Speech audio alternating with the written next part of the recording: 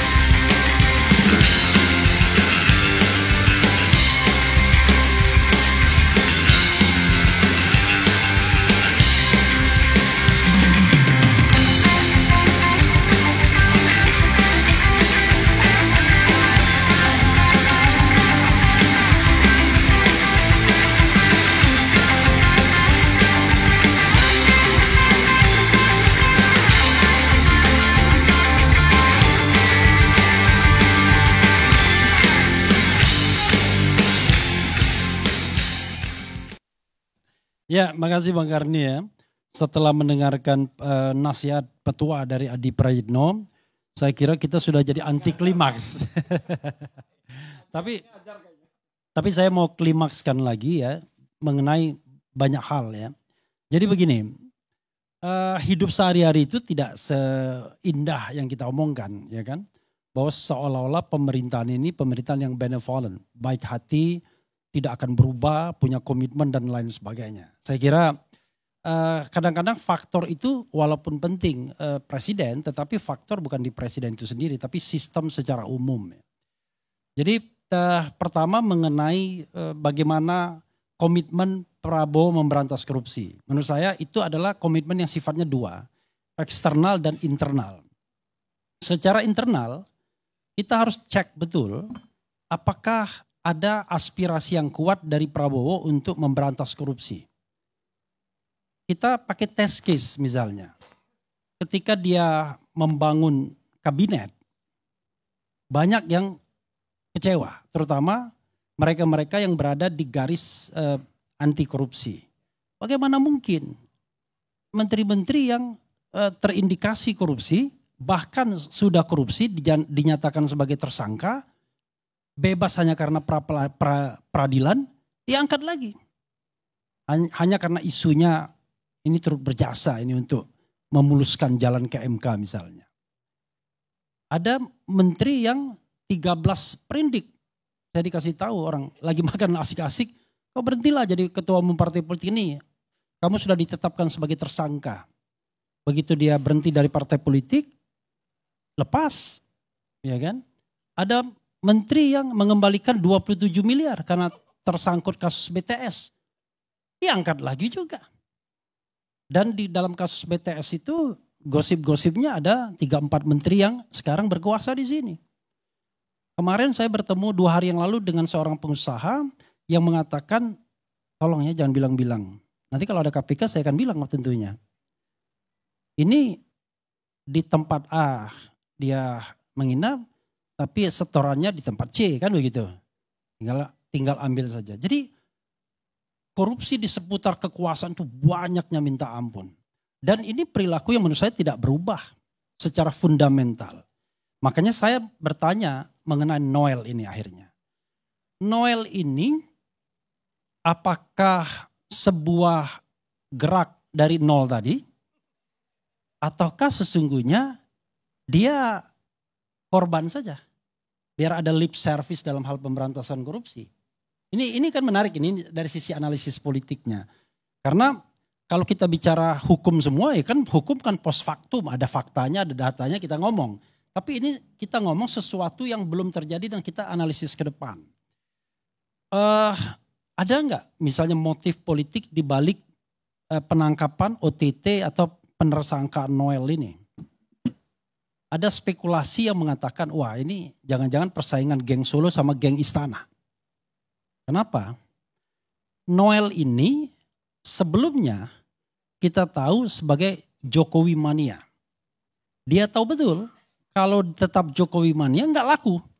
Karena Jokowi tidak lagi berkontestasi dalam Pilpres 2024.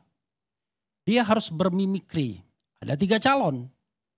Yaitu Prabowo Subianto, Ganjar Pranowo dan Anies Baswedan. Alhamdulillah saya dengar ketiga-tiganya dia sowan semua. Jadi bermimikrinya tidak di Ganjar mania saja. Hampir jadi Anies mania juga. Tetapi kelihatannya pelumasnya kurang jangan-jangan. Nggak jadi. Saya dikasih tahu orang inner circle dalam kampanye Anies yang mengatakan Noel datang juga ke sana. Artinya perilaku ini adalah bukan perilaku ideologis. Ini perilaku maklar saja. Maklar politik yang menggunakan massa karena dia bukan orang politik untuk memiliki bargaining politik. Dan dia tahu betul mana yang kira-kira memiliki peluang politik untuk berkuasa. Maka pilihan ke Prabowo itu adalah pilihan yang masuk akal. Nah maka saya mengatakan yang menarik dari Noel ini adalah dia sempat bela Munarman. Ini saya agak bingung juga ini. Dan gara-gara itu dia diberhentikan sebagai komisaris di BUMN. Tapi dia kemudian ada revitalisasi ketika dia jadi tim sukses juga. Dia memikirkan Joman menjadi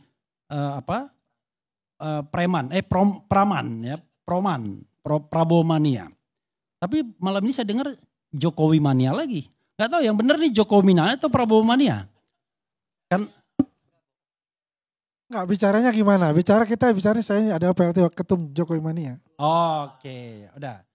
Karena saya dengar kan ada Prabowo mania dan lain sebagainya. Nah, karena itu saya lihat apakah ini sesungguhnya persaingan antara geng Solo dan geng Istana. Begini, saya agak tidak percaya kalau KPK melakukan OTT terhadap seorang wamen yang berasal dari relawan yang memenangkan Pilpres dari Partai Gerindra pula ngomong melakukan safari politik kemana-mana ke Habib Rizik juga. Banyak sekali dia melakukan safari politik instead of mengerjakan pekerjaannya sebagai wakil menteri kalau KPK-nya tidak berkoordinasi. Ya kan? Ini kan make sense. Emang KPK sekarang sama dengan KPK sebelum 2019? Enggak, saya katakan. KPK sekarang adalah KPK yang berada di bawah ketiak kekuasaan. Tapi persoalannya ada kekuasaan formal, ada kekuasaan informal. Pertanyaannya adalah KPK ini nanya kepada siapa? Apakah kepada kekuasaan istana atau nanya kepada geng Solo? Kenapa bisa begitu? Analisisnya sederhana. Noel ini dianggap orang yang berkhianat. Yang tadinya sangat Jokowi mania, tiba-tiba dia melakukan politik kutu loncatnya kemana-mana. Bahkan ke Anies mania juga, ya kan? Nah, karena itu saya masih berpikir bahwa ada relasi-relasi politik yang tersisa dari ini. Jadi tidak optimis banget. Walaupun saya ingin mempercayai bahwa Prabowo adalah orang yang betul-betul ingin memberantas korupsi. Oke, itu faktor internalnya, ya, eksternalnya. Tetapi ada juga internal Prabowo yang menurut saya memang akan kuat pemberantasan korupsi yang ingin dia lakukan. Tapi jangan salah, perlawanannya juga akan kuat. Bisa jadi perlawanan itu perlawanan massa seolah-olah massa. Begini, Prabowo itu secara ideologis adalah seorang sosialis. Bapaknya PSI kita tahu, Sumitrojo Hadikusumo. Dan dia selalu ngomong tentang pasal 33. Dia sudah lakukan yang namanya pengambil alihan kebun-kebun sawit yang tidak bayar pajak, yang ilegal. Dan dia sudah sedang mengkaji pertambangan. Saya ingat teman saya yang ikut Adi Masardi yang ikut rombongan NU datang ke Prabowo, ngomongnya pasal 33. Bumi, air, dan kekayaan alam yang terkandung di dalamnya dikuasai negara dan digunakan sebesar-besarnya untuk kemakmuran rakyat. Saya termasuk orang yang mendorong di revitalisasi pasal 33 itu yang tidak pernah dilaksanakan sejak zaman Orde Baru. Kita kan hanya melihat tambang itu hanya migas saja yang seolah-olah dikuasai negara. Tapi batu bara, tembaga, nikel dan lain sebagainya sangat diprivatisasi.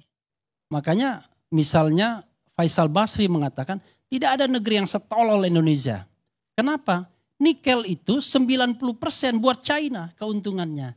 Terakhir dia datang sebelum meninggal ke tempat saya, bukan 10% Indonesia menikmati nikel itu, pemerintah, negara. Tapi minus, karena semua pajak itu dibebaskan. Baik ekspor maupun impor. Kan kita smelter yang ada di sini, smelter China semua. Nah karena itu ketika pasal 33 ini mau direvitalisasi, siapa yang kira-kira yang akan terkena? Mereka-mereka yang selama ini menikmati kue terbesar dengan para komprador di seputar kekuasaan. Dan itulah yang namanya korupsi atau mafia sesungguhnya. Ada pengusaha besarnya yang mendapatkan privilege, mendapatkan izin dan lain sebagainya. Dan mereka setor kepada orang-orang di seputar kekuasaan. Dan sehingga terjadilah yang namanya kerjasama dalam tanda kutip saling menguntungkan untuk mengeruk kekayaan negara. Kalau Prabowo konsisten secara internal karena dia seorang sosialis untuk menggerakkan pasal 33 ini, maka saya bayangkan akan terjadi perlawanan dari mereka yang selama ini menikmati. Persoalannya kalau kita mau secara fair menganalisisnya, Jokowi di mana? Kalau seandainya ada gerakan seperti itu, apakah Jokowi akan ikut Prabowo sama-sama kemudian menegakkan marwah pasal 33 ataukah dia akan berada di sisi konglomerasi orang-orang penguasa-penguasa tambang yang selama ini menikmati tambang-tambang dan kekayaan alam yang terkandung di dalam perut bumi Indonesia. Nah ini kan menarik.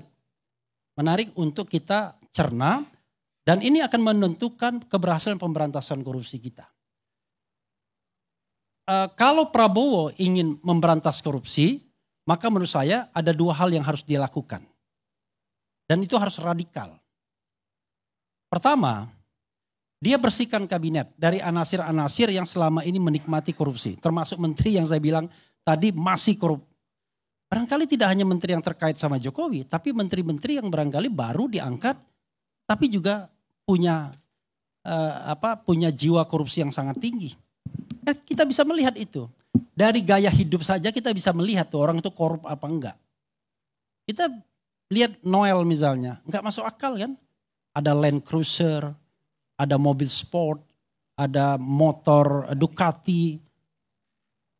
Padahal kita tahu sejarah hidup dia pernah menjadi ojek online dan lain sebagainya. Bukan pengusaha juga. Pertanyaannya adalah dari mana uangnya? Kalau tidak dari premanisme politik seperti itu kan. Nah, tetapi jangan lupa juga pengusaha bukan berarti pengusaha tidak menggunakan kekuasaan. Ada seorang pengusaha yang pernah menjadi menteri, itu ketika dia jadi menteri, itu sahamnya melonjak dari sekitar 1 atau 2 triliun tersisa menjadi 12 triliun.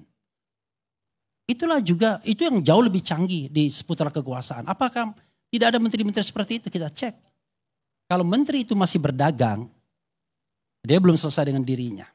Nah, itu satu sisi. Sisi yang lain saya ingin bicara tentang glosari saja ya, beberapa hal yang tadi disampaikan oleh teman-teman. Saya setuju relawan itu dibubarkan. Tetapi, ya kan, kalau dari sisi hukum tata negara, saya mengatakan yang wajib bubar itu adalah relawan yang mengatasnamakan Prabowo. Tidak boleh. Oh, jadi yang Prabowo saja yang dibubarkan ya? Saya akan saya akan jelaskan. Yang pertama adalah yang Prabowo.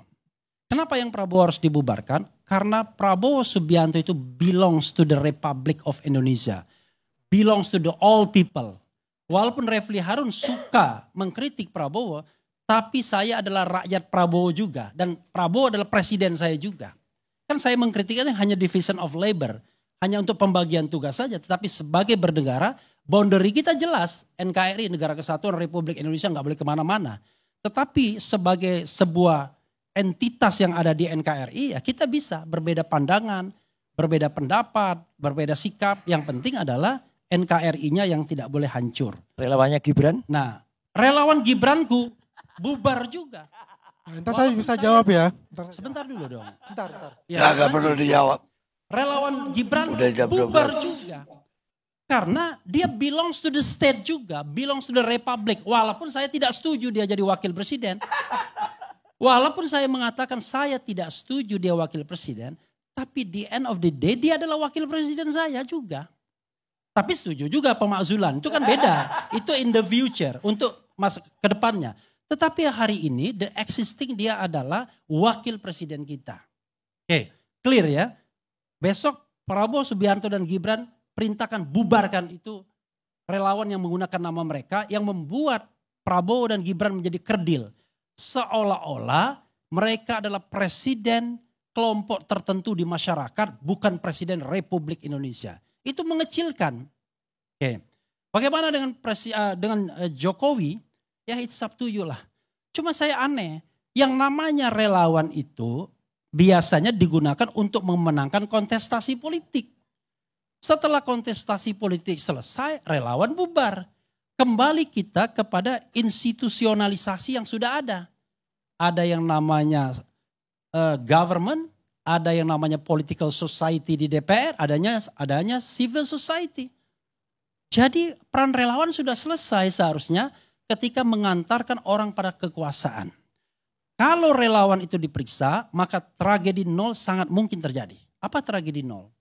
Nol bilang begini, gaji saya ini cuma 11 juta ditambah tunjangan 35 juta dalam suatu podcast. Jadi cuma 46 juta. Apakah itu cukup? Ya dicukup-cukupkan. Karena itu saya tidak mau makan mewah dan lain sebagainya. Tapi saya juga banyak pasukan, banyak teman dan lain sebagainya. Jadi gimana dong? Ya kalau kita nggak kuat nyopet kita katanya. Ternyata sebelum interview itu saya duga dia udah nyopet. Karena 3 miliar itu diberikan pada bulan Desember. Dan saya yakin podcast itu baru pada tahun 2025. Jadi udah nyopet duluan.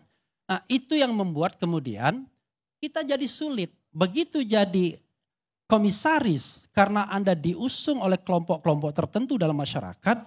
Gerbong Anda di belakang langsung datang. Ada yang bilang bang, pak, bos, bro dan lain sebagainya. Semuanya minta sumbangan. Minta duit dan lain sebagainya. Makanya beruntung Refli Harun. Tidak pernah HMI, tidak NU, tidak Muhammadiyah, tidak GMNI. Pribadi saja. Alhamdulillah kalau fit and proper test di DPR pasti kalah saya. Karena tidak didukung oleh kelompok atau kekuatan-kekuatan apapun. Nah karena itu menurut saya kalau alasannya kita menghilangkan korupsi saya kira saya setuju untuk dibubarkan ya. Biar kemudian kalau ada orang mendapatkan jabatan negara dia bisa konsentrasi penuh. Saya bapak-bapak sekalian, ibu-ibu sekalian ya ada ibu juga di sini. Tidak ada satupun yang saya ucapkan selamat ketika teman-teman itu menjadi pejabat publik. Gak ada. Karena saya tahu menjadi pejabat publik itu kalau jujur tuh gak enak. Besaran pendapatan saya sebagai YouTuber ketimbang menteri. Kalau menterinya jujur. Tapi kalau menterinya nyopet semua, ya memang gede sekali penghasilannya. Jadi kalau ada menteri yang punya punya gaya hidup yang luar biasa, kita patut curigai dan mudah sekali. Korupsi itu 3. Pengadaan barang dan jasa dan keluarnya izin-izin tertentu. Kalau Anda misalnya ekspor import, izin untuk ekspor, izin untuk import. Ketiga, semua kementerian itu punya kewenangan menerbitkan izin dan punya kewenangan APBN untuk mengelola pengadaan barang dan jasa. Disitulah sumber korupsinya. Dan kemudian bentuknya ya macam-macam. Ada yang markup, ada yang kickback, ada yang gratifikasi dan lain sebagainya. Jadi kalau Anda jadi pejabat publik tetapi Anda ingin hidup mewah, maka Anda salah besar. Disitulah tragedi Noel akan ada dan kita setuju ya, kita tantang pemerintahan Presiden Prabowo, apakah Prabowo Subianto Presiden Republik Indonesia betul-betul ingin memberantas korupsi dan menerapkan pasal 33 Undang-Undang Dasar 1945 untuk kesejahteraan kita semua, ataukah itu hanya politik pencitraan untuk 2029. Mudah-mudahan bukan yang kedua tapi yang pertama yang terjadi. Wassalamualaikum warahmatullahi wabarakatuh.